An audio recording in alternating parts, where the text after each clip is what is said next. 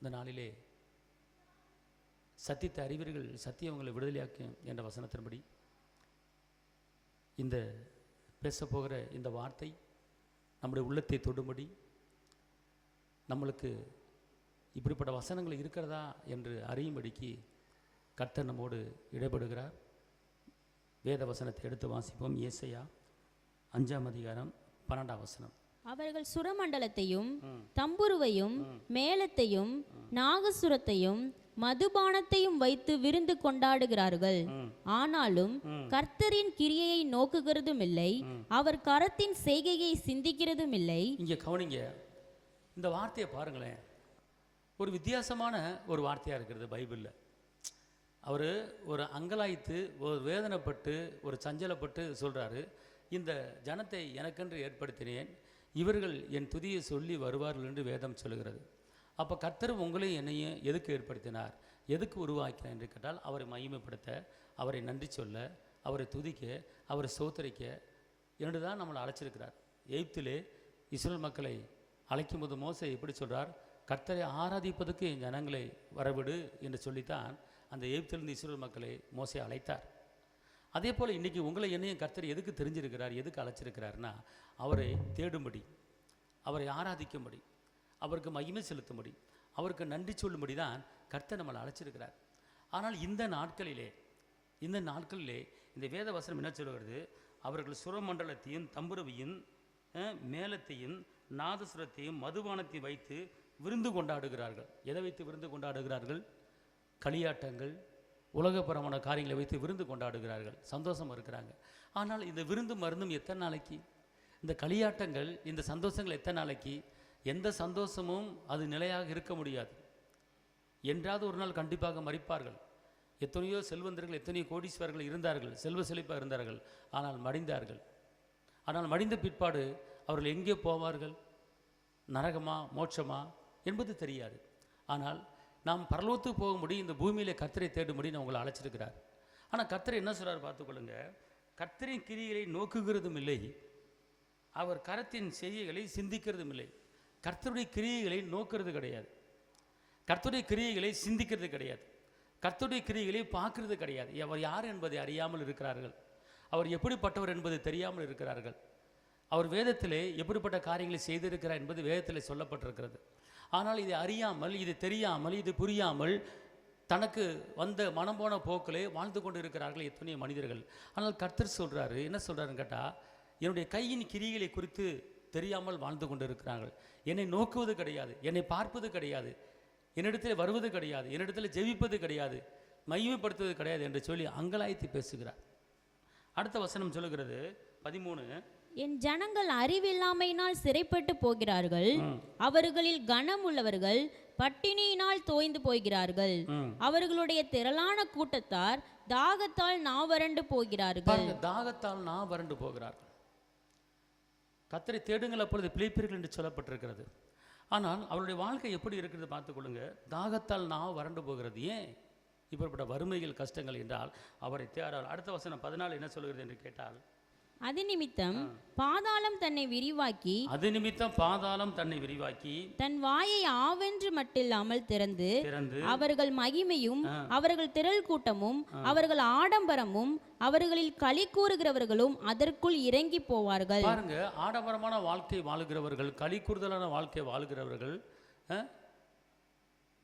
உலகப்புறமான வாழ்க்கை வாழ்கிறவர்களுக்கு பாதாளம் தன் வாயை திறந்து இருக்கிறதா, நரகம் தன் வாயை திறந்திருக்கிறதா. அன்பார்ந்தவர்களே, இப்போ நீங்கள் இந்த இடத்துல எதுக்கு வந்திருக்கீங்க அப்படின்னு கேட்டால், கர்த்தரை துதிப்பதுக்கு வந்திருக்கீங்க, அடுத்தவர்களுக்காக ஜெபிக்க வந்திருக்கிறீங்க. கர்த்தர் உங்களை பார்க்குறாரு. இங்கே வீட்டில் வந்து எவ்வளோ நேரத்தை டைம் ஸ்பெண்ட் பண்ணி ஏதோ ஜாலியாக நீங்கள் இருக்கலாம், ஒரு டிவி ப்ரோக்ராம் பார்த்து ஏதோ ஒன்று பார்த்து ஜாலியாக இருக்கலாம்.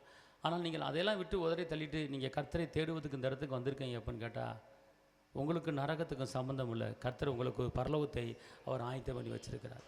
அல்லேலூயா. உங்களுக்கு வழி திறக்கப்பட்டிருக்கிறது, பரலோக வழி. ஆமென். நம்ம பாவிகளாக இருக்கையில் கர்த்தர் நம்மளை ரட்சித்து நம்முடைய பாவங்களை மன்னித்து நம்மளை பரலோகத்துக்கு ஒரு வழிகாட்டியாக இருக்கிறார். ஆனால் இன்றைக்கி எத்தனையோ மனிதர்கள் கடவுளை தேடாமல், தேவனை தேடாமல் இருக்கிறாங்க. இதில் வந்து இன்னொரு காரியம் 11ஆம் வசனம் என்ன சொல்லுதுன்னா, இதில் 11ஆம் வசனம், சாராயத்தை நாடி அதிகாலமே எழுந்து மதுபானம் தங்களை சூடாக்கும்படி தரித்திருந்து இருட்டி போகும் அளவும் குடித்து கொண்டே இருக்கிறவர்களுக்கு ஐயோ. இந்த நாட்களிலே இருட்டுற வரைக்கும் குடிக்கிற நபர்கள் இருக்கிறாங்க. ஆனால் அப்படிப்பட்டவர்களுக்கு வேதம் சொல்லுகிறது அவர்களுக்கு ஐயோ. அன்பார்ந்தவர்களே, இந்த வசனத்தை படிக்கிறவங்க யாராக இருந்தாலும் குடிக்க மாட்டாங்க, தண்ணி அடிக்க மாட்டாங்க. ஏன்னா ஐயோங்கிற வார்த்தையில் நிறைய விஷயம் அடங்கியிருக்கு. துக்கம், இரத்தங்கலங்கின கண்கள், போராட்டம், மரண போராட்டம், விளைவினை எல்லாமே அடங்கியிருக்கு. ஐயோன்னு ஐயோ அப்படின்னு சொல்கிறேன் தெரியுமா, அதுக்கு பேர் தான் ஐயோ. குடும்பம் இருக்கிறது, பிள்ளைகள் இருக்கிறது, ஆனால் கடை திறக்கிறதுக்கு முன்னாடி 2 மணி நேரத்துக்கு முன்னாடி போய் நிற்கிற ஆட்கள் எத்தனையோ பேர் இருக்கிறாங்க. மாத்திரமல்ல, இரவு வரை குடிக்கிறவர்கள் இருக்கிறார்கள். அதான் இந்த வசனம் சொல்லுது பாருங்க. சாராயத்தை நாடி அதிகாலமே எழுந்து பாருங்க. அதிகாலமே அப்படின்னா என்ன? 5 மணிக்கே எந்திரிக்கிறது தண்ணி அடிக்கிறதுக்கு. பாருங்க, தவறான வழிகளுக்கு எத்தனை பேர் முயற்சி பண்ணி கொண்டு இருக்கிறாங்க. ஒருவன் கெட்டு போவதற்கு எத்தனை பேர் முயற்சி பண்ணி கொண்டு இருக்கிறாங்க. ஆனால் நம்முடைய இயேசு தெய்வமோ, நீ வாழ வேண்டும், நீ சுகமாக இருக்க வேண்டும், நீ சமாதானமாக இருக்க வேண்டும், நீ வியாதி படக்கூடாது என்று சொல்லி உலக மக்களுக்காக தன்னையே பலியாக ஒப்பு கொடுத்த தெய்வம் தான் இயேசு. அந்த இயேசுவை பற்றி தான் போதிக்கிறோம். கெட்டு போகாத, நல்லவனா மாறு, தவறு பண்ணாத, நல்லவனா மாறு, பாவம் செய்யாத, நல்லவனா மாறு என்று இயேசு போதிக்கிறார். ஆனால் இப்படிப்பட்டவர்களுக்கு ஐயோ என்றவர் சொல்லுகிறார். இப்படிப்பட்டவர்களுக்கு ஐயோ என்றவர் சொல்லுகிறார். பாருங்க, பைபிளை படிக்கிறவங்க எல்லாத்துக்கும் பதில் இருக்கு. ஒரு குடும்பத்தை நடத்துவது எப்படி, ஒரு பிள்ளையை பெற்றெடுப்பது எப்படி, ஒரு பிள்ளையை வளர்ப்பது எப்படி, ஒரு சபையை நடத்துவது எப்படி, ஒரு போதகன் எப்படி இருக்க வேண்டும், ஒரு மனைவி எப்படி இருக்க வேண்டும், ஒரு கணவன் எப்படி இருக்க வேண்டும், உன் பிள்ளையை எப்படி வளர்க்கணும், எல்லா விஷயமும் பைபிளில் அடங்கியிருக்கு. படித்து தெரிந்து கொள்ளலாம். ஆனால் தண்ணி அடிக்கிற ஆள் கூட என்ன கேடு வரப்போதும் கூட பைபிள் சொல்லப்பட்டிருக்கு. பார்த்துக்கொள்ளுங்க. நீங்கள் நீதிமொழியை படிச்சீங்கன்னா, ஐயா யாருக்கு வேதனை, யாருக்கு துக்கம், யாருக்கு ரத்தம் கலங்கின கண்கள், மதுபானம் இருக்கிற இடத்துல அதில் தங்கி தரிப்பவர்களுக்குன்னு சொல்லப்பட்டிருக்கிறது. எத்தனையோ பேர் குடும்பமாக இருக்கிறவர்கள் இந்த தண்ணி அடித்து தன்னை அழித்து கொண்டு இருக்கிறாங்க. காரணம் என்ன? காரணம் என்ன? உலகப்பரமான ஒரு வாழ்க்கை. இரட்சகரை தேடாமல், மீட்பரை தேடாமல், தெய்வத்தை தேடாமல், உலகப்பரமான. ஆனால் இவர்களுக்கெல்லாம் நரகம் இருக்கிறது. நரகம் வாயை திறந்து வா வந்து விழு அப்படின்னு சொல்லி திறந்து கொண்டு இருக்கிறது. ஆனால் கர்த்தர் சொல்கிறாரு, நீ அதுக்குள்ளே மனமாறிடு, பாவத்தை அறிக்கிட்டு நீ மனமாறி நீ பரலோகத்துக்கு வந்துவிடு என்று அவர் கரத்தை விரித்து அழைக்கிறார். ஏன் இயேசுவின் வருகை தாமதமாக இருக்கிறது என்று கேட்டால், எல்லா மனிதர்களும் ரட்சிப்படைய வேண்டும் என்பதற்காகவே தாமதமாகி கொண்டிருக்கிறது. அன்பார்ந்தவர்களே, அதனால் நல்லா தெரிஞ்சு கொள்ளுங்க, இன்றைக்கி நம்ம கர்த்தரை தேடணும். அதனால தான் ஒரு வசனம் இருக்கிறது, ஓசியா 4:6. என் ஜனங்கள் அறிவில்லாமையினால் சங்காரமாகிறார்கள், நீ அறிவை வெறுத்தாய், ஆகையால் நீ என் ஆசாரியனா இராதபடிக்கு நானும் உன்னை வெறுத்து விடுவேன். நீ உன் தேவனுடைய வேதத்தை மறந்தாய், ஆகையால் நானும் உன் பிள்ளைகளை மறந்து விடுவேன். இங்கு கர்த்தருடைய வார்த்தை என்ன சொல்லுகிறது? நீ என்னை தெரிந்து கொள்ளும்படி, நீ என்னை அறிந்து கொள்ளும்படி, நீ என்னை தேடும்படி உன்னை அழைச்சிருக்கிறேன், தெரிஞ்சிருக்கிறேன். ஆனால் நீ என்னை மறந்துட்டேனா, நீ என்னை தேடலைனா, நீ என்னை துதிக்கலைனா, நீ எனக்கு நன்றி சொல்லனா, நீ எனக்கு ஆராதனை செய்யாமல் இருந்தால் நான் உன் குடும்பத்தை, உன் பிள்ளைய மறந்துடுவேன் அப்படின்னு சொல்லி இங்கு ஆவியானவர் பேசுகிறார். அன்பார்ந்த இந்த நாட்களிலே பிள்ளைகள் கைவிடப்பட்ட நிலைமையில் இருக்காங்க. பிள்ளை எதிர்காலம் என்ன என்று கேள்விக்குறி போல இருக்குது. இதுக்கு என்ன காரணம்? இதுக்கு பெற்றோர்கள் காரணம். இன்னைக்கு தாயோ ஒரு தகப்பன குடும்ப தலைவர்களோ கர்த்தரை தேடாமல், கர்த்தரை ஆராதிக்காமல், கர்த்தர் கொடுக்க வேண்டிய கணத்தை கொடுக்காமல் இருக்கும்போது இதனால என்ன அவங்களுக்கு பலன் என்று கேட்டால், அவர்கள் பிள்ளைகள் கைவிடப்படுகிறார்கள்.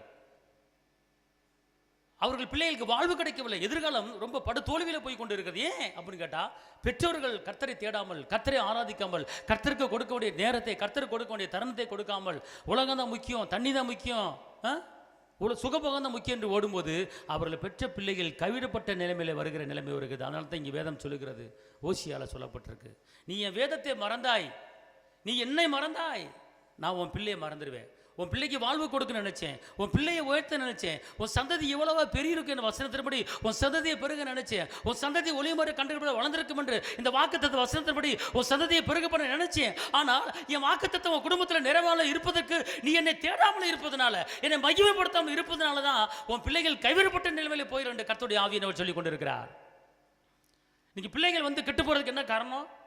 தகப்பன் சரியில்லை, தாய் சரியில்லை, கர்த்தரை தேடுவதற்கு முக்கியத்துவம் கொடுப்பது கிடையாது, ஆலயத்துக்கு சரியா வருவது கிடையாது, பைபிள் படிப்பது கிடையாது, துதிப்பது கிடையாது, ஜெபிப்பது கிடையாது, கர்த்தர் கொடுக்க வேண்டிய தருணத்தை, கர்த்தர் கொடுக்க வேண்டிய நேரத்தை கொடுக்காமல் இருப்பதனால இதனால் அதனுடைய விளைவு என்ன? அவர்கள் பிள்ளைகள் பாதிக்கப்படுகிறார்கள், அவர் பிள்ளைகள் வாழ்வு மலராமல் போகிறது, அவர்கள் பிள்ளைகளுக்கு சரியான வேலை கிடைக்காமல் போகிறது, சரியான வாழ்க்கை அமையாமல் போகிறது. அப்போ இதுக்கெல்லாம் யார் காரணம்? தாயும் தகப்பனும் கர்த்தரை தேடாமல் இருப்பதனால, கர்த்தரை துதிக்காமல், கர்த்தருக்கு கொடுக்க வேண்டிய நேரத்தில் கொடுக்காமல் இருப்பதனால பிள்ளைகள் வாழ்க்கையில நஷ்டங்களும் தோல்விகளும் பிரச்சனைகளும் வேதனைகளும் வந்து கொண்டு இருக்கிறது. பிள்ளைகள் அவமானப்படுறாங்க ஏன்? பிள்ளைங்க நெருக்கப்படுறாங்க ஏன்? பிள்ளைங்க நிந்திக்கப்படுறாங்க ஏன்? பிள்ளைங்க தண்ணி அடிக்கிறாங்க ஏன்? பிள்ளைங்க கெட்ட வாழ்க்கை வாழ்றாங்க ஏன்? பிள்ளைங்க போதை வஸ்துக்களை பயன்படுத்துறாங்க ஏன்? அதுக்கு காரணம் யாரும் கிடையாது, பிள்ளைகளை பெற்றெடுத்த தாயும் தகப்பனும் தான். தாயும் தகப்பன கர்த்தரை உண்மையாக தேடினால், கர்த்தரை உண்மையாக ஆராய்ந்தால் அவர் பிள்ளைகளுக்கு வாழ்வு கிடைக்கும். பிள்ளைகள் வாழ்ந்திருப்பார்கள், பிள்ளைகள் சுகித்திருப்பார்கள், பிள்ளைகள் எழும்புவார்கள், பிள்ளைகள் பிரகாசிப்பார்கள். பிள்ளைகள் கைவிடப்பட வேண்டிய நிலைமை ஏன் வருது என்று கேட்டால், தகப்பன் செய்கிற தவறு, தாய் செய்கிற தவறு, கர்த்தருக்கு கொடுக்க வேண்டிய அந்த நேரத்தை கொடுக்காதனாலே, கர்த்தரை தேடாமல் இருப்பதனால தான் பிள்ளைய வாழ்க்கை கெட்டுப்போகுது. இது நான் சொல்ற கிடையாது, வேதம் சொல்லுகிறது. நீ வேதத்தை மறந்தாய், நான் உன் பிள்ளையை மறந்துடுவேன். திருப்பி அந்த ஒரு வசனத்தை வாசிங்க பார்ப்போம். ஓசியா 4. என் ஜனங்கள் அறிவில்லாமையினால் சங்காரமாகிறார்கள், நீ அறிவை வெறுத்தாய், அறிவை வெறுக்கிற, ஆகையால் நீ என் ஆசாரியனா இராதபடிக்கு நானும் உன்னை வெறுத்து விடுவேன். நீ உன் தேவனுடைய வேதத்தை மறந்தாய், ஆகையால் நானும் உன் பிள்ளைகளை மறந்து விடுவேன். பாத்தீங்களா? ஒன்று சொல்றேன் கேளுங்க அன்பார்ந்தவர்களே, தாய்மார்களே, தகப்பன்மார்களே, ஒரு காரியத்தை நல்லா புரிஞ்சு கொள்ளுங்க. உங்க பிள்ளைகளுக்கு நீ சொத்து சேர்த்து வைக்க வேணாம், உன் பிள்ளைக்கு பணம் காசு சேர்த்து வைக்கலாம், ஒன்றுமே சேர்த்து வைக்க வேணாம். ஆனால் நீங்கள் மட்டும் கர்த்தரை தேடுங்க, நீங்கள் மட்டும் கர்த்தரை ஆராதிங்க, கர்த்தருக்கு முக்கியத்துவம் கொடுங்க. உங்கள் பிள்ளையை ஆட்டோமேட்டிக்காக வளருவாங்க, உங்கள் பிள்ளையை ஆட்டோமேட்டிக்காக செலுத்திருப்பாங்க. உன் பிள்ளைக்கு வேலையில் நீ கவலைப்படவில்லை, என் பிள்ளைக்கு நல்ல வாழ்க்கை அமையலையே, நல்ல மனைவி வரலையே, நல்ல கணவன் வரலையே, நல்ல மருமக வரலையே, நல்ல மருமக வரலையே அப்படின்னு சொல்லி கலங்க வேண்டிய அவசியம் கிடையாது. நீ அதை பற்றி கவலைப்படாத. என் பிள்ளைக்கு நல்ல வேலை கிடைக்கலையே, கவலைப்படாத. நீங்கள் கர்த்தருக்கு முக்கியத்துவம் கொடுத்து பாருங்கள். தாய்மார்கள், தகப்பன்மார்கள், நீங்கள் உங்கள் பிள்ளைக்கு முக்கியத்துவம் கொடுத்து உங்களுக்கு முக்கியத்துவம் கொடுத்து பாருங்கள். உங்கள் பிள்ளை நீங்கள் கொடுக்காமலே ஆட்டோமேட்டிக்காக வளரும். உங்கள் பிள்ளைகள் உயர்ந்திருப்பார்கள், உங்கள் பிள்ளைகள் செழித்திருப்பார்கள். நீங்கள் அநேக குடும்பங்களில் பிள்ளைகள் தண்ணி அடித்து வாழ்கிறாங்களே ஏன்? கெட்டு போய் போதை வஸ்துவில் பயன்படுத்தி கொண்டு வாழ்கிறாங்களே பிள்ளைங்க. தாயப்பை கண்டிச்சும், தாயப்பை எவ்வளோ திருத்தியும் திருந்த முடியல ஏன் அப்படின்னு கேட்டால், அதுக்கு நீ கண்டிக்கிறதுல ஒரு பிரயோஜனம் கிடையாது, அவளை வயிறு ஒரு பிரச்சனை கிடையாது. நீ கர்த்தரை மட்டும் தேடிப்பார், நீ கர்த்தருக்கு மட்டும் நேரத்தை ஒதுக்கிப்பார், கர்த்தர் சமூகத்துக்கு வந்துப்பார். நான் சொல்கிறேன், இங்கே உட்காந்துருக்கிற யாராக இருந்தாலும் சரி, நீ தாயாக இருக்கலாம், தகப்பனாக இருக்கலாம், உங்கள் பிள்ளைய இன்றைக்கி நான் சொல்கிறேன், உங்கள் பிள்ளைய தலை நிமிர்ந்து வாழ போகிறாங்க. உங்கள் பிள்ளைங்க வெக்கப்பட்டு போக மாட்டாங்க. உங்கள் பிள்ளைங்க மலை மேல் இருக்கிற படம், உங்கள் பிள்ளைங்க வாழ்ந்திருப்பாங்க, உங்கள் பிள்ளைக்கு சுயித்திருப்பாங்க. உங்கள் சந்ததி இவ்வளவாய் பெருகி இருக்கும். இது வாக்கு தத்துவம், உங்களுக்கு கர்த்தர் பேசுகிறாரு. நீ நேரத்தை விட்டு நீ இந்த நேரத்தில் கர்த்தருடைய வார்த்தை கேட்க வந்திருப்பதனால உங்கள் பிள்ளைகளை கர்த்தர் கைவிட மாட்டார். உங்கள் பிள்ளைங்க வாழ்வாங்க. நீ பிள்ளைகளின் சமானத்தை நீங்கள் பார்ப்பீங்க. ஏன்னு கேட்டால், இந்த நேரத்தில் அவரை தேடுபடி வந்ததுனால இந்த வார்த்தையை கேட்டுக்கொண்டிருக்கிற உங்களுக்கு கர்த்தர் ஆசீர்வதிக்கிறார். உங்கள் பிள்ளையை வாழ்ந்திருப்பாங்க. அதனால தான் நான் மறக்கக்கூடாது, கர்த்தர் மறக்கக்கூடாது. நம்ம உட்காரும்போது எந்திரிக்கும் போது கர்த்தருடைய வார்த்தையை நீங்கள் என்னச்சுன்னு பேசணும். அதான் சொல்லப்பட்டிருக்கு. பவுலடிகளார் சொல்லுகிறாரு, பிலிப்பியர் 3:8 என்ன சொல்கிறாருன்னு கேட்டால், அது மாத்திரமல்ல, என் கர்த்தராகிய கிறிஸ்து இயேசுவை அறிகிற அறிவின் மேன்மைக்காக, கர்த்தராகிய இயேசு கிறிஸ்துவில அறிகிற அறிவில மேன்மைக்காக எல்லாவற்றையும் நஷ்டமென்று எண்ணிக்கொண்டிருக்கிறேன். எல்லாவற்றையும் நஷ்டம் என்று பாருங்க. அவர் சொல்றார், பவுலடிகளார் ஒரு பெரிய விஞ்ஞானி மாதிரி படித்தவர், கமாலியலை படித்தவர், பெரிய செல்வந்தர்.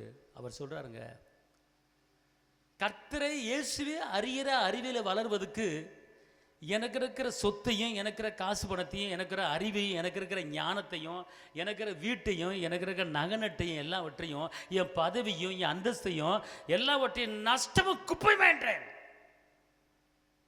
ஏன் கேட்டா, அவர் இருந்தால் போதும், எல்லாம் எனக்கு வந்துடும். அவரை நான் அறிஞ்சுக்கிட்டா போதும், எல்லாம் எனக்கு தேடி வந்துடும். மற்றது எனக்கு தேவை கிடையாது.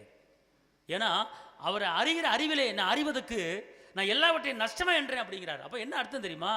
படிப்பை நஷ்டம் என்றாரு, ஞானத்தை நஷ்டம் என்றாரு, பணத்தை நஷ்டம் என்றாரு, ஞானத்தை நஷ்டம் என்றாரு, சொத்தை நஷ்டம் என்றார். ஏன்னு கேட்டால், அதுக்காண்டி ஓட்டாண்டியா இல்லை. ஏன்னா அவர் அறிகிற அறிவில் வளர வளர நம்மளும் வளருவோம். ஏன்னு கேட்டால், அவருக்குள் சகல பரிபூர்ணமும் அடங்கியிருக்கிறது. ஏன்னா அவரை கொண்டு பரலோகத்தில் உள்ளவைகளும் பூமியில் உள்ளவைகளும் உண்டாக்கப்பட்டிருக்கிறது. எல்லாமே அவர்னால் படைக்கப்பட்டிருக்கிறது. குறைச்சி சொல்லப்பட்டிருக்கிறது, அவர்னாலே பரலோகத்தில் உள்ளவைகளும் பூமியில் உள்ளவைகளும் சிருஷ்டிக்கப்பட்டிருக்கிறது. அவரை நான் அறிஞ்சுக்கிட்டேன்னா நான் அவரை போலவே நான் மேலே வருவேன். அல்லேலூயா. அவரை போலவே உயர்ந்திருப்பேன். அதான் அவரை அறிகிற அறிவில் என்ன செய்யணும்? வளரணும். எப்படி? நீங்கள் பைபிளை படிக்க படிக்க படிக்க அவரை அறிஞ்சிக்குவீங்க. மத்தேயு, மார்க்கு, லூக்கா நிருபங்களை படிக்க படிக்க படிக்க அவரை அறிஞ்சிக்குவீங்க. ஆட்டோமேட்டிக்காக உங்கள் வாழ்க்கை தோல்வியான வாழ்க்கை ஜெயமான வாழ்க்கையை வாழும். மாறாக ஒரு பெரிய அற்புதம் என்னன்னு கேட்டால், உங்களுக்கு ஒரு நிரந்தரமான ஒரு சுகம் உங்களை தேடி வரும். அவர் அறிகிற அறிவில் நீங்கள் என்ன செஞ்சீங்கன்னா வளர்ந்தீங்கன்னா. எவ்வளோ பெரிய வார்த்தை சொல்ல பாருங்கள். அவர் அறிகிற அறிவில் எல்லாவற்றையும் நஷ்டமுக்கு போய் என்றேன் அப்படிங்கிறார். நீங்கள் 100 பவுன் நகை வச்சுருக்கீங்களா, அது நஷ்டம் என்று என்னணும். 100 வீடு வச்சுருக்கீங்களா, நஷ்டம் என்று என்னணும். ஏன்னா அந்த வீட்டுக்கு மேலே நகைக்கு மேலே அவர் தான் முக்கியம். உன் பொண்ணும் பொருளும் தெருவில் வீசி எறிகிற ஒரு நேரம் ஒன்று வரப்போகுது. உன் நகட்டு தெருவில் வீசி எறிகிற ஒரு நேரம் ஒன்று, அது உன்னை காப்பாற்றாது. காப்பாற்றுறவர், பரலத்துக்கு கொண்டு போகிறவர் இவர் தான், இயேசு தான், ரட்சகர் தான். அதனால தான் இதை அறிஞ்சுக்கிட்டார் பவுலடிகளார். தான் சொல்கிறாரு, நான் கர்த்தரை இயேசுவை அறிகிற அறிவில் வளருவதற்கு என்கிட்ட இருக்கிற எல்லாத்தையும் நஷ்டம்னு என்றேங்கிறார். அதுக்காண்டி பிச்சைக்காரனை வாழ மாட்டோம். எல்லார ஆசீர்வாதத்தையும் மேலே நம்ம வந்துடுவோம். ஏன்னா கர்த்தருடைய ஆசீர்வாதமே ஐஸ்வர்யத்தை தரும், வேதனை என்ன செய்ய மாட்டார், கூட்ட மாட்டார். புரியுதுங்களா? இன்றைக்கி வந்துங்க நான் ஒன்று சொல்கிறேன் கேளுங்களேன். இன்றைக்கி மிருகம் இருக்குல்ல, மிருகம், ஆடு, மாடு, நாய், பறவைகள், கிளி, இதெல்லாம் பார்த்துக்கொள்ளுங்களேன். காலையில் சரியாக 4 மணிக்கு எழுந்திரிச்சு கர்த்தரை துதிக்குது, கர்த்தரை என்ன செய்யுது, ஆராதிக்குது. அது படைத்தவரை நினைக்குது. நம்ம நினைக்கிறது கிடையாது. அதான் ஒரு வசனம் இருக்கிறது, ஏசாயா 1:3. மாடு தன் எஜமானையும் கழுதை தன் ஆண்டவனின் முன்னணையையும் அறியும், இஸ்ரவேலோ அறிவில்லாமலும் என் ஜனம் உணர்வில்லாமலும் இருக்கிறது என்கிறார். இப்போ கவனிங்க, இது என்ன வசனம் தெரியுமா? பயங்கரமான ஒரு அழகான வசனம். மாடு என்ன செய்தா? தன் எஜமானையும் கழுதை தன் ஆண்டவனின் முன்னணையையும் அறியும். ஆண்டவன் இப்போ இங்கே இருங்களேன். மாடு என்ன செய்யும்? அப்படியே உங்களை பார்த்து அப்படி அப்படியே தலையை ஆட்டும், அப்படியே கயிறு அத்திட்டு வர்ற மாதிரி ஓடி வரும். நாய் என்ன செய்யும் தெரியுமா? அப்படியே ஓடி வந்து வாழை ஆட்டிக்கிட்டு 2 காலை அப்படியே மேலே என்ன செய்யும், தூக்கும். எஜமா வந்துட்டார், எஜமா வந்துட்டார். அல்லேலூயா, அல்லேலூயா. எங்கள் வீட்டு பக்கத்தில் ஒரு தெரு நாய் இருக்குது. யதார்த்தமாக ஒரு நாள் வந்து ஏதோ மிச்ச மீதிய சாப்பாடை ஏதோ போட்டேன் பாருங்கள். ஒரு நாள் போட்டேன், அடுத்த நாள் அதான் ஆட்டோமேட்டிக்காக வந்துருச்சு. அடுத்த நாள் அதான் ஆட்டோமேட்டிக்காக வந்துருச்சு. டெய்லி காலையில் நான் எப்போ கேட்ட திறப்போனால் வாசப்பில் நின்றுக்கிட்டு இப்படி மேலே பார்த்துட்டு வாழை ஆட்டிக்கிட்டு அப்படியே நிற்கும். பார்த்துக்கணும். எத்தனை மணிக்கு? 5 மணி 5:30 மணிக்கு கேட்ட திறந்தா, ஆனால் வாழை ஆட்டிக்கிட்டு நீட்டு அப்படியே ஆட்டிக்கிட்டு நிற்கும். அப்படியே பாருங்கள். நான் என்ன சொல்கிறேன்னு கேட்டிங்கன்னா, இன்றைக்கி இதே போல தான் நம்ம வந்து ஆண்டவரை தேடணும், கடவுளை தேடணும், ஏசப்பா தேடணும். பார்த்துக்கணும். அது என்ன செய்யுது? ஒரு சின்ன பிஸ்கட்டுக்கு நன்றி உள்ளதா தேடி வருது, ஓடி வருது. ஒரு தடவை நான் வெளியூர் போயிட்டு நைட்டு ஒரு 1:30 மணி 2 மணி இருக்கும். ஆனால் இறங்கி நடந்து வந்துக்கிட்டு இருந்தேன். நடந்து வந்தால் முந்தியெல்லாம் நாய் அதிகமாச்சுன்னா பிடிச்சி லாரியில் போட்டு கொண்டு போகிறத பார்த்துருக்குறேன். இப்போ அதை செய்ய மாட்டுறாங்க. தெருக்கு தெரு 50 நாய் சுற்றிக்கிட்டு இருக்கு. தெருக்கு தெரு. இங்கே ஒரு நாய், கருப்பு நாயின்னு ஒன்று இருக்குது. முதல்ல 8 குட்டி போட்டுச்சு, வளர்ந்து அக்கா போயிடுச்சு. திருப்பி சேனையே அப்புறம் ஒரு 8 குட்டி போட்டிருக்கு. என்ன, நம்ம கண்ணு முன்னாலே ஒரு நாய் வந்து 8 to 16 குட்டி போடுது. இது தெருக்கு தெரு எத்தனை நாய் பெருகிட்டு போகுது. இல்லை நல்ல நாய் இருக்குது, கெட்ட நாய் இருக்குது, நன்றி உள்ள நாய் இருக்குது, குலைக்கிற நாய் இருக்குது. பாருங்கள். ஒரு தடவை நான் நைட்டு நடந்து வரும்போது ஒரு 4-5 நாய் சுற்றிக்குச்சு. என்னைய சுற்றி ரவுண்டாக லவா லவா லவா லவான்னு குலைக்குது. ஏதோ கடிச்சிரும் போல் தெரியுது அப்படின்னு நினச்சேன். ஆனால் இது குலைச்சி பக்கத்தில் சுற்றி குலைச்சி வந்துக்கிட்டே இருந்துச்சு. பாருங்கள். நான் ஒரு பிஸ்கட் போட்ட அந்த நாய் இருக்குது தெரியுமா, தூரத்தில் அங்கே நின்று பார்த்துட்டு ஒவ்வொன்று குலைச்சிட்டு நேராக ஓடி வந்துச்சு. ஓடி வந்து அதில் சுற்றி எதோ அது செய்யணும், ஏய் ஒரு பக்கம் வந்தால் வெட்டி விடுவேன் அப்படிங்கிற மாதிரி இது லவ்னு இதை குலைச்சிச்சு. அது அது லைட்டாக ஒரு குலைச்சி அது ஒரு பாஷையில் குலைச்சிச்சு. அதாவது வெறித்தனமாக குலைக்கிற குழப்பு இருக்குது, வா வா வா அப்படிங்கிற குழப்பு இருக்குது, ஓ அப்படிங்கிற குலைக்கிறதுக்கு, இப்படி பலவித குழப்பு இருக்குது. நாயை பார்த்துருக்கீங்களா? சரிங்களா? வா அப்படின்னா சரி பல்ல காட்டி குலைக்கும், அதில் வெறித்தனமாக குலைக்கும். வா வா வா வா வா அப்படின்னா அது பேசும். தெரியாது உங்களுக்கு? அப்போ ஒரு சில தான் வாயில் அடிக்கிட்டு அப்படிங்க, அப்புறம் என்ன குடு அப்படிங்கிற மாதிரி இருக்கும். அது பாஷையிலேயே தெரிஞ்சுக்கலாம் நம்ம. ஆனால் அது அங்கேருந்து ஓடி வந்து அப்படிங்கிறது பார்த்தா ஏன் குலைக்காதா அப்படிங்கிற மாதிரி சொல்லுது. அதுக்கிட்ட எல்லாம் கப்சி வாங்கி அது பாட்டுக்கு பேக் அடித்து போயிடுச்சு. இது வந்து அப்படியே பின்னாடியே வந்து வீட்டு வரைக்கும் விட்டுட்டு அது போயிடுச்சு. ஒரு நாய் கொஞ்சம் சாப்பாடு போட்டது. அதான் இந்த வசனம் சொல்லுது, ஒரு மாடு தன் எஜமானன் அறியுது, ஒரு ஆடு தன் எஜமானன் அடையுது, ஒரு நாய் தன் எஜமானன் அடையுது. ஆனால் இஸ்ரவேலரோ எப்படி சொல்றாரு? இஸ்ரவேலரோ அறிவில்லாமலும் என் ஜனம் உணர்வில்லாமலும் இருக்கிறது. என் ஜனம் என்னது?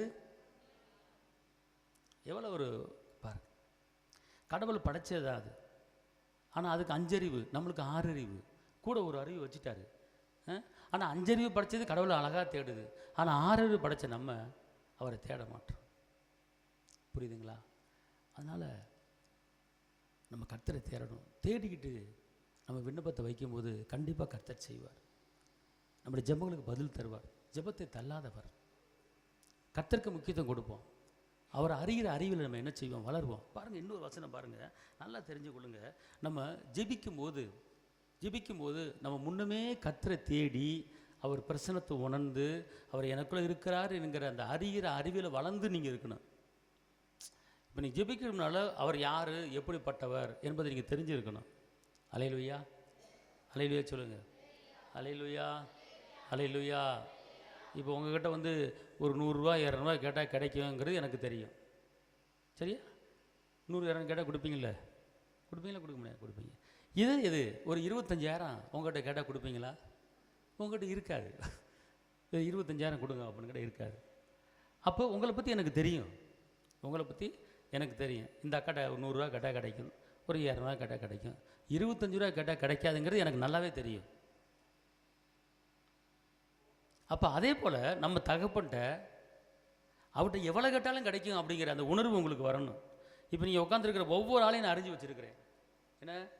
ஒவ்வொரு ஆளையும் அறிஞ்சு வச்சுருக்கிறேன். ஏன்னா உங்களுடைய காரியம் என்னங்கிறது எனக்கு தெரியும். உங்கள்கிட்ட கேட்டால் கிடைக்காது. உங்களுக்கு உண்டான சூழ்நிலை அவ்வளோதான் இருக்குது, அவ்வளோதான் வருமானம் இருக்குது, அதுக்கு மேலே உங்களால் கொடுக்க முடியாது எனக்கு தெரியும். ஒரு 100 ரூபா கொடுங்கன்னா கொடுத்துருவீங்க, 200 ரூபா கொடுங்கன்னா மிஞ்சி போனால் ஒரு 500 ரூபா கேட்டால் சிரமப்பட்டு கொடுப்பீங்க. அதுக்கு மேலே உங்களால் கொடுக்க முடியாது. அதே தான் நானும். இப்போ என்கிட்ட ஒரு 1000 ரூபா 500 ரூபா கேட்டால் கிடைக்கும். இதே ஒரு 10,000 கேட்டால் சோத்திரம் அப்படின்டுவேன். நான் சோத்திராக்கா நல்லா இருக்கீங்களா அப்படின்ட்டுவேன். அப்புறம் அவர் சொல்லிவிடுவேன். அல்லேலூயா. நானே அன்னாடுங்க ஆட்சி மாதிரி இங்கிட்டு வர அங்கிட்டு கொடுக்க, அங்கிட்டு வர இங்கிட்டு கொடுக்க, இங்கிட்டு வர அங்கிட்டு கொடுக்க, அப்படி தான் ஊழியம் ஓடிக்கிட்டு இருக்குது. அல்லேலூயா. எதுவுமே ஸ்பேராக ஒன்றும் கிடையாது. பேங்கில் எதுவுமே என்ன செய்யாது, இருக்காது. இங்கிட்டு வாங்க அங்கிட்டு கொடு, அங்கிட்டு வாங்க இங்கிட்டு கொடுங்க, அப்படி தான் இருக்கும். ஒரு நாள் வீட்டை பூட்டிட்டு வா அப்படின்னு நம்ம வீட்டுக்கு சொல்லிச்சு. உள்ளே என்ன இருக்குது, சும்மா விடு, நல்லா பூட்டிட்டு வாப்பா அப்படின்னா பூட்டை கூட என்ன செய்கிறாங்க, மாட்டுறாங்க. உள்ளே ஒன்றும் இல்லை. அப்படிப்பட்ட நிலைமையில் நம்ம இருக்கோம். ஆனால் நம்ம அப்பா அப்படிப்பட்டவர் கிடையாது. அவர் இரும்பு தாழ்வுகளை முறித்து வெண்கல கதவுகளை உடைத்து பொக்கிஷங்களை திறந்து விடுகிறதா நம்ம அப்பா. அவர் ஐஸ்வர்ய சம்பனர். அப்போ நீங்கள் அவர்கிட்ட கேட்கும்போது அவர்கிட்ட எவ்வளோ கேட்டாலும் கிடைக்கும். அவர் கை பெரிய கை அப்படிங்கிறத முதல் நீங்கள் நினைக்கணும், அப்படிங்கிறத முதல் நீங்கள் சிந்திக்கணும். அல்லேலூயா, அல்லேலூயா சொல்லுங்கள். அல்லேலூயா, அல்லேலூயா. ஜெபிச்சு பார்ப்போம், கேட்டு பார்ப்போம். அப்படி சந்தேகத்தோடு என்ன செய்யாதீங்க, போகாதீங்க. அவர்கிட்ட கேட்டால் கிடைக்கும். வானத்தை படைச்சவர் அவர் தான், சந்திரனை படைச்சவர் அவர் தான், சூரியனை படைச்சவர் அவர் தான், மேகத்தை படைச்சவர் அவர் தான், சமுத்திரத்தை படைச்சவர் அவர் தான், திமிங்கலங்கள் உயிரினங்களை படைச்சவர் தான், காடை படைச்சவர் அவர் தான், அருவிகளை படைச்சவர் அவர் தான், மலைகளை படைச்சவர் அவர் தான், எல்லாத்தையும் உண்டாக்குனவர் அவர் தான். அவர் படைச்ச பூமிகளை தங்கம் விளையுது. பூமி அவருடைய காருண்யத்தால் நிரம்பி இருக்கிறது. பொன்னும் பொருளும், எல்லாம் சொல்லுங்க, பொன்னும் பொருளும் அவருடையது. எல்லாம் சொல்லுங்க, பொண்ணு பொருளும் எங்கள் அப்பாவுடையது. பொண்ணு பொருளும் எங்கள் அப்பாவோடது. எங்கள் அப்பா படைத்த படைப்பில் பூமிக்குள்ளே தங்கம் விளையுது, தங்க சுரங்கம் எங்கள் அப்பா படைத்த படைப்பு. எங்கள் அப்பா படைத்த படைப்பில் பூமியை தோண்டினா பெட்ரோல் வருது. அல்லேலூயா, அல்லேலூயா. அப்போ நீங்கள் உங்கள் அப்பா யாருங்கிறத தெரிஞ்சுக்க. இப்போ நீங்கள் உங்கள் பெத்தாப்பா இருக்கார், உங்கள் பெத்தாப்பாக்கு 8 வீடு இருக்குது, உங்கள் பெத்தாப்பாக்கு 8 வீடு இருக்குது, ஒரு 50 பவுன் நகை வச்சுருக்காரு. நீ என்ன பண்ணுவ? எங்கள் அப்பாவுக்கு 8 வீடு இருக்குது, எப்படி எனக்கு 2 வீடு வந்துடும்? நாங்கள் 3 பொம்பளை பிள்ளைங்க, 8 வீடு இருக்குது, இப்படி எனக்கு 2 வீடு வந்துடும். பேசுவீங்களா பேச மாட்டீங்களா? 50 பவுன் எங்கள் அப்பா வச்சுருக்காரு, எப்படியும் 10 நாங்கள் 3 பேரை ஒதுக்கிடுவோம். சொல்லுவீங்களா சொல்ல மாட்டீங்களா? ஐயா உங்கள் பெத்தப்பா இருக்கார், உங்கள் பெத்தப்பா இருக்கார், அவருக்கு ஒரு 10 வீடு இருக்குதுன்னு வச்சுக்கொள்ளுங்க, ஒரு 50 பவுன் நகை வச்சுருக்காரு. பெத்த மகன் என்ன சொல்லும்? வெளியே போய் என்ன சொல்லும்? எங்கள் அப்பா 8 வீடு வச்சுருக்காரு, இன்னும் சொத்து பிரித்து கொடுக்கல, எப்படி அந்த பெரிய வீட்டை எனக்கு நான் கேட்கலான்னு நினச்சிக்கிட்டு இருக்கேன். எப்படி பேசுவாங்களா பேச மாட்டாங்களா? எங்கள் அப்பாட்ட 50 பவுன், எங்கள் அம்மா போகும்போது 50 பவுன் நகை எங்கள் அப்பாட்ட கொடுத்துட்டு போயிட்டாங்க. எங்கள் அப்பா 50 பவுன் வச்சுருக்காரு, ஒரு நீல நெக்லஸ் ஒன்று இருக்குது, அதை மட்டும் நான் கேட்கலான் இருக்கேன், அது மட்டும் 15 பவுனு. அப்படி அக்கம் பக்கத்தில் ஒருத்தர் பேசிக்குவாங்க. பேசுவாங்களா பேச மாட்டாங்களா? அந்த பெரிய வீடு நான் கேட்க போகிறேன் எங்கள் அப்பாட்ட, பேசுவீங்களா பேச மாட்டாங்களே? ஐயா உங்கள் வீட்டில் உங்கள் அப்பாட்ட இருக்கிறது சொல்லுவீங்களா சொல்ல மாட்டேங்க? சொல்லுவீங்களே. நான் என்ன சொல்கிறேன், அதை விட்டுருங்க. இப்போ என்றைக்காவது ஒரு நாள் செங்கடலை பிளந்தவர் எங்கள் அப்பா, எவர் தானே கடக்க பண்ணுவார் எங்கள் அப்பா, கசப்பான தண்ணீரை மதுரமாக மாற்றினது எங்கள் அப்பா, மண்ணாவை வர வச்சவர் எங்கள் அப்பா, காடையில் விழ வச்சவர் எங்கள் அப்பா, பச்சை தண்ணியை ரசமாக மாற்றணும் எங்கள் அப்பா, மீன் வாயில் பணத்தை வர வச்சுரு எங்கள் அப்பா, கரண அடைக்க எண்ணெயை உற்பத்தி பண்ணும் எங்கள் அப்பா. அவர் இருக்கும்போது இதெல்லாம் எனக்கு ஏமாத்துறா, ஈஸியாக அவர் எனக்கு கொடுத்துருவார். என் பிள்ளையை கரையத்திற்கெலாம் ஒரு பெரிய பிரச்சனையே கிடையாது. எங்கள் அப்பா செல்வந்தர், எங்கள் அப்பா படைச்ச பூமியில் பொண்ணு விளையுது. அப்படிப்பட்டவர் எனக்கு அப்பா இருக்கும்போது நான்லாம் கவலைப்பட மாட்டேன். எனக்கேன் பேசியிருக்கீங்களா? எனக்கேன் பேசியிருக்கீங்களா? இதான் அந்த கர்த்தரை அறிகிற அறிவில் வளரணுங்கிறது. உங்கள் அப்பா ஒன்று கஞ்சிக்கு வழி இல்லாத ஒரு தத்திரமானவர் கிடையாது. அவர் செல்வந்தர், படைப்பாளி, உருவாக்குறவர், நடத்துகிறவர், ஏந்துகிறவர், தாங்குகிறவர், அப்படிப்பட்டவர் அறிவாளி. அதான் பவுல் சொல்கிறாரு, நான் கர்த்தரை அறிகிற அறிவில் எல்லாத்தையும் குப்பை நஷ்டம் என்றேன். அப்போனா அவர்கிட்ட எல்லாமே பொதிஞ்சு கிடக்கு, அவர் இருந்தால் போதும். அல்லேலூயா, அல்லேலூயா. அதான் என் உயிரான உயிரான உயிரான இயேசு, என் உயிரான இயேசு, என் உயிரோடு கலந்தே, என் உயிரே நான் உம்மை துதிப்பே, என் உயிரே நான் உம்மை துதிப்பே, என் உயிரான உயிரான உயிரான இயேசு, என் உயிரான உயிரான உயிரான இயேசு, என் உயிரான இயேசு, என் உயிரோடு கலந்தி, என் உயிரே நான் உம்மை துதிப்பே, என் உயிரே நான் உம்மை துதிப்பே. உங்கள் உயிர் அவர் உயிர் ஒன்றா இருக்கும்போது உங்களுக்கு எந்த பிரச்சனையும் வராது. உங்களுக்கு வழக்காடுகிறவர் அவர் தான், உங்களுக்கு யுத்தம் பண்ணுகிறவர் அவர் தான். அப்படி அவரை அறிஞ்சிக்கிட்டு நீங்கள் கேட்கணும். எப்படி கேட்கணும்? உங்கள் அப்பா யாருன்னு முதல் அறிஞ்சுக்குங்க, அறிஞ்சிக்கிட்டு கேளு. அல்லேலூயா. பிரசவிக்கிறவர் என் கூட இருக்கிறார். அல்லேலூயா. பிரசவிக்கிறவர் என் கூட இருக்கிறார், அவர் எல்லாம் பார்த்துக்கொள்வார். அந்த நேரத்தில் உங்கள் அப்பாவை நீங்கள் கனப்படுத்துங்க, உங்கள் அப்பாவை உயர்த்துங்க.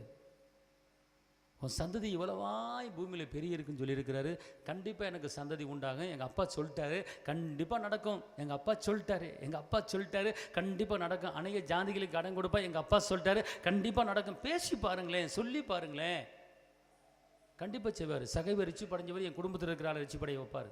சவுளை பவுலாக மாற்றினவர் கண்டிப்பாக என் குடும்பத்தில் பவுலாக மாற்றுவார். பேசி பாருங்கள், தப்பு கிடையாது. நினச்சி பாருங்கள்.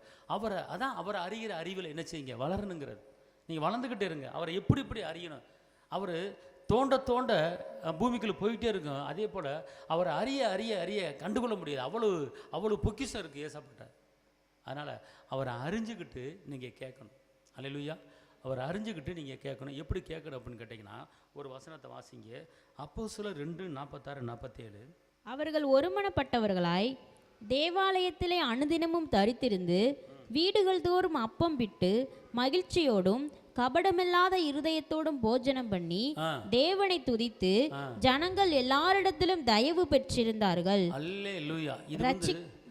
அடுத்து ரட்சிக்கப்படுகிறவர்களை கர்த்தர் அனுதினமும் சபையில் சேர்த்து கொண்டு வந்தார். இப்ப ரட்சிக்கப்படுவர்களை கர்த்தர் அனுதினமும் சபையிலே சேர்த்து கொண்டு வந்தார் அப்படின்னா, ரட்சிக்கப்படாதவர்கள், கட்டப்பட்டவர்கள், ஒடுக்கப்பட்டவர்கள், பாவம் பண்ணினவர்கள், தள்ளப்பட்டவர்கள் எல்லாரும் சபையில் வந்து சேர்ந்தாங்க அப்படின்னா அதுக்கு காரணம் என்ன தெரியுமா? அதுக்கு காரணம் திருப்பி வாசிங்க. அவர்கள் ஒருமனப்பட்டவர்களாய், முதல் காரியம் ஒருமனப்பட்டவர்கள். இப்போ நீங்கள் இங்கே எல்லாம் உட்காந்துருக்கீங்களா? உங்கள் மனது எல்லாமே ஒரே மனதாக இருக்கணும். ஒரு ஏற்ற இருக்கக்கூடாது. ஒரு ஆள் வெறுப்பு, ஒரு ஆள் கசப்பு, ஒரு ஆள் சண்டை, ஒரு ஆள் முறுமுறுப்பு, அப்படி நீங்கள் இங்கே உட்காந்துருந்தீங்கன்னா அதில் வந்து ஒரு மனது கிடையாது. உங்கள் மனது எல்லாமே ஃப்ரீயாக இருக்கணும், கள்ளங்கபடி இல்லாமல் இருக்கணும். அப்புறம் ஒரு மனது. அப்புறம் தேவாலயத்திலே அனுதினமும் தரித்திருந்து, தேவாலயத்தில் அனுதினமும் டெய்லி தரித்திருந்து, வீடுகள் தோறும் அப்பம் விட்டு மகிழ்ச்சியோடும், வீடுகள் தோறும் அப்பம் விட்டு மகிழ்ச்சியோடு, கபடமில்லாத இருதயத்தோடு போஜனம் பண்ணி. இப்படி சாப்பிடும் போது வீட்டுக்கூட்டம் நடத்துகிறோம். ஒரு சில வீட்டில் டீ கொடுக்குறாங்க, ஒரு சில வீட்டில் இட்லி கொடுக்குறாங்க. நேற்று ஒரு வீட்டில் இட்லி சாப்பிட்டோம். முந்தானத்து செல்வராணி அக்கா வீட்டில் இட்லி சாப்பிட்டோம். ஏன்னா எல்லோரும் எப்படி சாப்பிட்டோம்? அப்படியே சிரிச்சுக்கிட்டு விளாண்டுக்கிட்டு, எனக்கு சட்னி வை, எனக்கு சாம்பார் வை, ஒரு இட்லி வை, அங்கே வை, இங்கே வை, அப்படி எல்லாம் சிரிச்சுட்டு விளாண்டுக்கிட்டே சாப்பிட்டாங்க. அந்த இடத்துல தேவன் என்ன பண்ணார்? வாசம் பண்ணார். இங்கே நடந்திருக்கு அப்படி தான். அவளை கள்ளங்கபடி இல்லாமல் போஜனம் பண்ணி, கள்ளங்கபடி இல்லாமல் போஜனம் பண்ணி என்ன பண்ணாங்க? ஜெபித்தார்கள், துதித்தார்கள் போட்டிருக்கு. அந்த இடத்துல தேவன் வந்துடுவாருங்க. இப்போ 4 பேர் இருக்கிற இடத்துல ஒரு ஆள் கசப்பு, வெறுப்பு, சண்டை வச்சுருந்தா அங்கே வரமாட்டார். 4 பேர் ஒரு மனமாக இருக்கணும், கள்ளங்கபடி இல்லாமல் இருக்கணும். அப்போ தான் ஜெபத்துக்கு பதில் கிடைக்கும். இப்போ ஒரு வீட்டுக்கூட்டம் நடத்துகிறீங்க அப்படின்னா, ஒரு வீட்டுக்கூட்டத்தில் 10 பேர் வைக்கிறேன், 10 பேரும் கள்ளங்கபடி இல்லாமல் இருக்கணும். 10 பேர்த்துக்குள்ள வெறுப்பு இருக்கக்கூடாது, சண்டை இருக்கக்கூடாது, பிரிவு இருக்கக்கூடாது. எல்லார் மனதில் ஒரு கள்ளங்கபடிலாம் சின்ன பிள்ளை உள்ளதும் போல இருக்கணும். ஏன்னா ஒரு ஆள் நிமித்தமாக புயல் உண்டாகும். கர்த்தர் யோனாவை எங்கே அனுப்பினார்? நினிவே பட்டணத்துக்கு அனுப்பினார். ஆனால் யோனா எங்கே போனார்? தர்சுக்கு டிக்கெட் எடுத்து கப்பலில் போனார். கப்பலில் பிரயாணம் பண்ணி கொண்டே இருக்கிறது. இந்த யோனா கப்பல் கீழ்த்தட்டில் அழகாக கொரட்டை விட்டு தூங்கிட்டு இருக்கார். கப்பல் அப்படியே போயிட்டே இருக்குது. ஐயாகு ஐயாகு ஹைலசா அப்படின்னு அமைதியாக போயிட்டுருக்கு. கர்த்தர் பரலோகத்திலேருந்து பார்க்குறாரு. யோனாவே, உன்னை நான் எந்த நாட்டுக்கு போக சொன்னேன், நீ எந்த நாட்டுக்கு போய்கிட்டு இருக்க அப்படின்னு சொல்லிட்டு கர்த்தருடைய கோவாக்கி நாங்கள் இறங்குது பாரு. கடலில் ஒரு பெரிய கொந்தளிப்பு உண்டாகி அலை ஒரு பனைமரத்துக்கு உயரத்துக்கு அலை எழும்புது. கப்பல் அப்படியே தள்ளாடுது. கப்பல் அப்படியே மேலே எங்கேயும் இறங்குது. பார்த்துக்கொள்ளுங்க. கப்பலில் பிரயாணப்பட்டு போகிறாங்க. சொன்னாங்க, ஐயையோ நம்ம எல்லோரும் சாக போகிறோம். ஏன் இந்த திடீர்னு நல்லா தானே பிரயாணப்பட்டு போயிட்டு திடீர்னு ஒரு புயல் காற்று அடித்து கப்பல் இப்படி ஆடுதே, யார் நிமித்தம் நடக்குது அப்படின்னு சொல்லி எல்லாரும் கேட்கும்போது எல்லாம் கடவுளை தேடுறாங்க. அப்போ அந்த கப்பல் கேப்டன் போய், எந்திரியா, கப்பல் முழுக்க போகுது, கடவுளை தேடு, யார் நிமித்தம் இந்த புயல் அப்படின்னு சொல்லும் போது யோனா சொல்கிறாரு, இந்த புயல் காற்று என் நிமித்தமாக, இந்த கொந்தளிப்பு என் நிமித்தமாக, என்னால் எல்லாரும் சாக போகிறீங்க. பாருங்கள், பிரயாணப்பட்டு போய்கிட்டு இருக்கும்போது இந்த ஒரு ஆள் அந்த கப்பலில் ஏறினால கர்த்தருடைய வார்த்தை கீழ்ப்படியாமல், கர்த்தருடைய வார்த்தை கட்டுப்படாமல், கர்த்தர் சொன்னதை கேட்காம இவர் பாட்டுக்கு மனம் போன போகிறாரு. இந்த ஆள் நிமித்தமாக கப்பலில் இருக்கிற அத்தனை பேரும் சாக வேண்டிய ஒரு நிலைமை. அந்த இடத்துல யோனாவுடைய மனக்கண் திறந்தது. நீ எல்லாரும் பிழைக்கணும்னா என்னை தூக்கி கடலில் போட்டுருங்க. கப்பல் கேப்டன் பையன் என்ன சொல்கிற அப்படின்னு. ஆமாம், நான் ஒரு ஆள் சாகிறனால நீங்கள் எல்லாம் பிழைச்சிக்குவீங்க, நான் கர்த்தருடைய வார்த்தை மீறி வந்துட்டேன் அப்படின்னு சொன்ன உடனே அந்த கப்பலில் இருக்கிறவங்க யோனாவை தூக்கி போட்டாங்க. ஆனால் கர்த்தர் அந்த யோனாவை சாகிறதுக்கு விட்டு கொடுக்கல. யோனாவை முழுங்கிறதுக்கு ஒரு பெரிய ஒரு திமிங்கலத்தை ரெடி பண்ணி வச்சுருந்தார். அந்த திமிங்கலத்தை அந்த யோனாவை அந்த திமிங்கலம் என்ன செஞ்சிருச்சு? முழுங்கிருச்சு.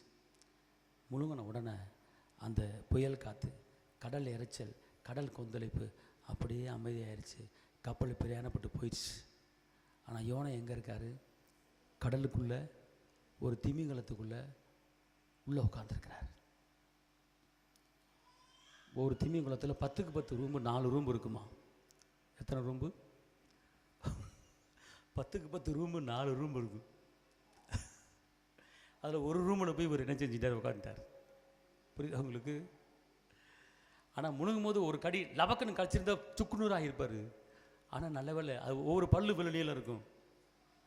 முழுங்கும் போது டக்குன்னு ஒரு பல்லு ஒரு மேலே பட்டிருந்தா சரி, தலை துண்டாக இருக்கும். அந்த மீன் என்ன பண்ணுச்சு, அப்படியே முழுங்கி உள்ளே இறக்கிருச்சு. கடிக்கலை, கடிச்சிருந்தா சோழி முடிஞ்சிருக்கும். உள்ளே இறக்கி உள்ளே விழுந்துட்டார். உள்ளே விழுந்தா இங்கே ஒரு 10 உறும்பு, அங்கிட்டு ஒரு 10 உறும்பு, இங்கே ஒரு பெரிய ஈரல், இங்கே பெரிய குடல், பெரிய குடல், இங்கிட்டு பெரிய ஈரல், இங்கிட்டு பெரிய நரம்பு போயிட்டுருக்கு, பெரிய ஏப்பம் விடுது. உள்ளே உட்காந்துருக்காரு, இருட்டாக இருக்குது. ஆனால் மனுஷன் தப்பு பண்ணிட்டேமே அப்படின்னு சொல்லிட்டு அந்த மீன் வயிற்றுக்குள்ளே இருந்து ஹல்லேலூயா ஹல்லேலூயான்னு சொல்லி பாட்டு பாடி துதிக்கிறாரு. ஆனால் கர்த்தர் பாருங்க, கடலுக்குள்ளே மீன் வயிற்றுக்குள்ளே யோனா, அங்கே துதிக்கிற துதி, அங்கே ஜெபிக்கிற ஜெபம் பரலத்து கட்டினது, பரலத்து கட்டினது. நான் சொல்கிறேன் கேளுங்க, கடலுக்குள்ளே மீனுக்குள்ளே யோனா, அவர் ஜெபிக்கிறாரு, துதிக்கிறாரு, ஜெபம் கேட்கப்படுகிறது. இப்போ நம்ம வெட்ட வெளியில் இருக்கிறோம், கர்த்தருடைய சமூகத்தில் இருக்கிறோம். நம்ம ஜெபம் கேட்கப்படாமல் இருக்குமா? நம்ம துதி கேட்கப்படாமல் இருக்குமா? கண்டிப்பாக அவர் கேட்பார். அல்லேலூயா அல்லேலூயா. புரியுதுங்களா? கர்த்தர் பார்த்தாரு, யோனாவை மேலே மனம் இறங்கினார். ஐயோ, என் பிள்ளை மனம் திரும்பிருச்சு. மீன் வயிற்றுக்குள்ளே என்ன செய்கிறாரு? பாடுறார், துதிக்கிறார். ஆனால் நடுக்கடல் அப்படி போகுது. அவர் இப்படி விழுகிறார், இங்கிட்டு விழுகிறார், உன்னை இங்கிட்டு விழுகிறார். அப்படி பல்ட் அடிக்குது, இவர் பல்ட் அடிக்கிறார். திமிங்கலத்தை பார்த்துருக்கீங்களா? ஒரு கப்பலவே கவித்துறோம், அவ்வளோ பெரிய திமிங்கலம். திமிங்கலத்துக்கு இவர் ஒரு எறும்பு மாதிரி, யோனா ஒரு எறும்பு மாதிரி உள்ளே கிடக்கார். ஆனால் கர்த்தர் என்ன பண்ணார் தெரியுமா? அந்த மீனுக்கு கட்டளையிட்டார். எங்கேருந்து? பரலோகத்திலேருந்து கட்டளை. அவர் படைச்சது. அந்த மீன் அப்படியே ஜுன்னு பறந்து நடு கடல் இருந்து நேராக கரைக்கு வருது. கரைக்கு வந்து அஹூ அப்படின்ச்சு. எப்படி? கரைக்கு வந்து அஹூ அப்படின்ச்சு. உள்ளே இருக்கிற காற்றுல அவர் யோனாவை தூக்கி கரையில் தூக்கி போட்டுச்சு. ஒரு இருமல் தான் அந்த மீன் ஆவனுக்கு கக்கி தூக்கி போட்டுச்சு பாருங்க. கரையில் விழுந்தார். கரையில் விழுந்தோடனே மீன் கர்த்தர் உன்னை காப்பாற்றிட்டாரு, ஒழுங்காக இருந்துக்க அப்படின்னு சொல்லிட்டு திரும்பி நினைச்சு கடலுக்குள்ளே போயிடுச்சு. அதுக்கப்புறம் நினைவில் கர்த்தருடைய வேலையை செய்கிறார். இதை ஏன் சொல்ல வரேன்னு கேட்டிங்கன்னா, ஒரு ஆள் நிமித்தமாக புயல் காற்று உண்டாகும், ஒரு ஆள் நிமித்தமாக சூறாவளி காற்று உண்டாகும். ஒரு குடும்பத்தில் 4 பேர் 5 பேர் இருந்தீங்கன்னா ஒரு மனது இருக்கணும். ஒரு மனமாக நீங்கள் இருந்தீங்கன்னா அந்த குடும்பத்தில் ஜெபங்கள் கேட்கப்படும். அல்லேலூயா சொல்லுங்க, அல்லேலூயா. சத்தமாக சொல்லுங்க, அல்லேலூயா அல்லேலூயா. கர்த்தர் பெரிய காரியங்களை உங்களுக்கு செய்ய. இன்னொரு வசனத்தை வாசிங்க, மத்தேயு 18, 19, 20. அல்லாமலும் உங்களில் 2 பேர் தாங்கள் வேண்டிக் கொள்ள போகிற எந்த காரியத்தை குறித்தாயிலும் பூமியிலே ஒருமனப்பட்டிருந்தால் பரலோகத்தில் இருக்கிற என் பிதாவினால் அது அவர்களுக்கு உண்டாகும் என்று உங்களுக்கு சொல்லுகிறேன். ஏனெனில் 2 பேராவது 3 பேராவது என் நாமத்தினாலே எங்கே கூடியிருக்கிறார்களோ அங்கே அவர்கள் நடுவிலே இருக்கிறேன் என்றார். ஜெபத்துக்கு ஏன் பதில் வராமல் இருக்கு அப்படின்னு கேட்டால், ஃபஸ்ட்டு கர்த்தரை அறிகிற அறிவில் வளர்ந்துருங்க. கர்த்தரை துதிச்சிருங்க. கர்த்தர் சமூகத்தில் என்ன செஞ்சிருங்க? அவர் யார், எப்படிப்பட்டவர்னு தெரிஞ்சுக்கிட்டு என்ன செய்ய கேளுங்க. இங்கே என்ன சொல்லப்பட்டிருக்கு? எப்படி? திருப்பி வாசிங்க. அல்லாமலும் உங்களில் 2 பேர் தாங்கள் வேண்டிக் கொள்ள போகிற எந்த காரியத்தை குறித்தாயிலோ. நீங்க ஜெபிக்கிறதுக்கு முன்னால எந்த காரியத்தை ஜெபிக்க போறீங்கன்னு சொல்லி ஒரு முடிவு எடுத்துக்குங்க. பிள்ளைக்காக ஜெபிக்க போறீங்களா? கடன் பிரச்சனைக்காக ஜெபிக்க போகிறீங்களா? சரீர சுகத்துக்கு ஜெபிக்க போகிறீங்களா? பிள்ளை திருமண காரியத்தை ஜெபிக்க போகிறீங்களா? கற்பத்துக்கு நீங்கள் ஜெபிக்க போகிறீங்களா? அப்படின்னு நீங்கள் 4 பேர் 5 பேர் கூட்டினீங்கன்னா அந்த காரியத்தை பேசி ஒருமனப்பட்டிருங்க. எந்த காரியத்தாவது அப்புறம் என்ன போட்டிருக்கு? பூமியிலே ஒருமனப்பட்டிருந்தால் பரலோகத்தில் இருக்கிற என் பிதாவினால் அது அவர்களுக்கு உண்டாகும் என்று உங்களுக்கு சொல்லுகிறேன். அல்லேலூயா. அப்போ நீங்கள் இங்கே ஒருமனப்பட்டீங்கன்னா பரலோகம் எங்கே இருக்குது தெரியுமா? அளக்க முடியாது. 3வது வானம். உங்கள் ஜெபம் அங்கே வரைக்கும் என்ன செய்யுது? கேட்குது. ஆமென். அப்போ இதுக்கு என்ன காரணம் கேட்டால், உண்டாகும் அப்படிங்கிறார். எப்படி உண்டாகுன்னு கேட்டால் அந்த காரியத்தை குறித்து நீ இந்த பூமியில் ஒருமனப்படணும். இப்போ ஒரு காரியத்தை குறித்து ஜெபிச்சோம்னா, ஒருத்தர் ஜெபிச்சாங்கன்னா மற்றவங்க வேடிக்கை பார்த்துக்கிட்டு இருக்கக்கூடாது. அந்த காரியத்தில் எல்லாரும் அப்படியே ஆக்கணும்னு சொல்லி ஒருமனப்படணும். ஒருமனப்படும் போது கர்த்தர் பெரிய காரியத்தை செய்வார். ஆமேன். அங்கே ஒருமனம் தேவை. ஒருமனம் இல்லாமல் எந்த காரியத்தையும் ஜெபிச்சாலும் பதில் வராது, பார்த்துக்கொள்ளுங்க. ஒருமனது உங்களுக்கு இருக்கணும். அடுத்த வசனத்தை நீங்கள் வாசிங்க. ரோமர் 15:5. நீங்கள் ஒருமனப்பட்டு நம்முடைய கர்த்தராகிய இயேசு கிறிஸ்துவின் பிதாவாகிய தேவனை ஒரே வாயினால் மகிமைப்படுத்தும்படிக்கு, பிதாவாகிய தேவனை ஒரே வாயில் என்ன செய்யணும்? நீங்கள் மகிமைப்படுத்தணும். அல்லேலூயா. ஒரே வாயினால் நீங்கள் மகிமைப்படுத்தும் போது கர்த்தர் பெரிய காரியங்களை செய்வார். ஆமென் சொல்லுங்கள். அல்லேலூயா. நீங்கள் எப்படி மகிமைப்படுத்தினா ஒரே வாயில் மகிமைப்படுத்தணும். துதிக்கிறதுல கூட ஒரு மனது இருக்கணும். ஆராதிக்கிறத என்ன செய்யணும்? ஒரு மனது இருக்கணும். அந்த ஒரு மனதை நீங்கள் காத்துக்கொண்டு தான் நீங்கள் கேட்கணும், பார்த்துக்கொள்ளுங்க. மாத்திரமல்ல, 1 பேதுரு 3:8-9. மேலும் நீங்கள் எல்லாரும் ஒருமனப்பட்டவர்களும் இரக்கமுள்ளவர்களும் சகோதர சிநேகமுள்ளவர்களும் மன உருக்கமுள்ளவர்களும் இணக்கமுள்ளவர்களுமாய் இருந்து தீமைக்கு தீமையையும் உதாசனத்துக்கு உதாசனத்தையும் சரி கட்டாமல் அதற்கு பதிலாக நீங்கள் ஆசீர்வாதத்தை சுதந்திரித்துக் கொள்ளும்படி அழைக்கப்பட்டவர்கள் என்று அறிந்து ஆசீர்வதியுங்கள். அதாவது நீங்க கூடி ஜெபிக்கும் போது உங்க மனது எப்படி இருக்குன்னு சொல்லி இந்த வேதவசனம் சொல்லுது. உங்கள் மனது தீமையை வச்சுக்கிட்டு ஜெபிக்க கூடாது. ஆசீர்வாதத்தை சுதந்திரிக்க அழைக்கப்பட்டீர்கள் என்பதை அறிந்து நீங்கள் என்ன செய்யணும்? ஆசீர்வதிக்கணும். அடுத்து மார்க் 11:25. நீங்கள் நின்று ஜெபம் பண்ணும்போது ஒருவன் பேரில் உங்களுக்கு யாதொரு குறை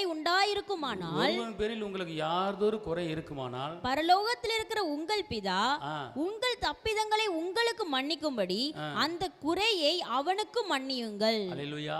அப்புறம் நீங்க ஜெபிக்கும் போது யாரு பேரிலாவது ஒரு கசப்பை வைத்துக்கொண்டு மன்னியாதை வைத்துக்கொண்டு ஜெபிக்கக்கூடாது. நீங்கள் கசப்பை எடுத்து போட்டு மன்னிச்சு ஜெபிக்கிற ஒரு வாழ்க்கை வாழணும். அல்லேலூயா.